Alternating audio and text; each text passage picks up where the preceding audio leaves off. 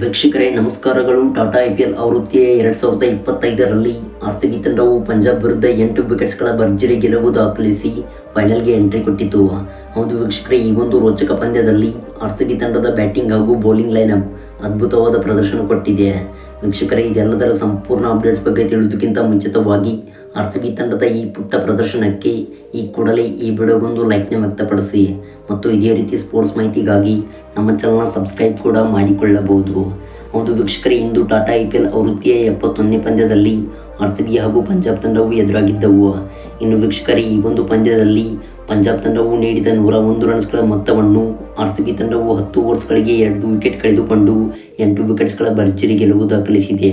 ಹೌದು ವೀಕ್ಷಕರೇ, ಈ ಒಂದು ಪಂದ್ಯದಲ್ಲಿ RCB ತಂಡದ ಪರವಾಗಿ ಸ್ಫೋಟಕ ಇನ್ನಿಂಗ್ಸ್ ಆಡಿದ ಫಿಲಿಪ್ ಸಾಲ್ಟ್ ಅವರು 56 ರನ್ ಬಾರಿಸಿದರೆ, ಇನ್ನು ನಾಯಕನ ಆಟವಾಡಿದ ರಜತ್ ಪಟಿದಾರ್ ಅವರು 15 ರನ್ ಗಳಿಸಿ ಈ ಒಂದು ಪಂದ್ಯವನ್ನು ಫಿನಿಶ್ ಮಾಡಿದರು. ವೀಕ್ಷಕರೇ, ಒಟ್ಟಾರೆಯಾಗಿ 2025ರ IPL ಆವೃತ್ತಿಯಲ್ಲಿ RCB ತಂಡವು ಫ್ಯಾನ್ಸ್ಗಳಿಗೆ ಒಂದು ಗುಡ್ ನ್ಯೂಸ್ ಕೊಟ್ಟಿತು. ಹೌದು, ಫೈನಲ್ಗೆ ಎಂಟ್ರಿ ಕೊಟ್ಟಿರುವ ರಾಯಲ್ ಚಾಲೆಂಜರ್ಸ್ ಬೆಂಗಳೂರು ತಂಡವು ಈ ವರ್ಷದ ಟ್ರೋಫಿಯನ್ನು ಗೆಲ್ಲುವ ಸಾಧ್ಯತೆಯಲ್ಲಿದೆ. ವೀಕ್ಷಕರೇ, ಇದಾಗಿತ್ತು ಈ ವಿಡಿಯೋದ ಬಗ್ಗೆ ಪುಟ್ಟ ಅಪ್ಡೇಟ್ಸ್.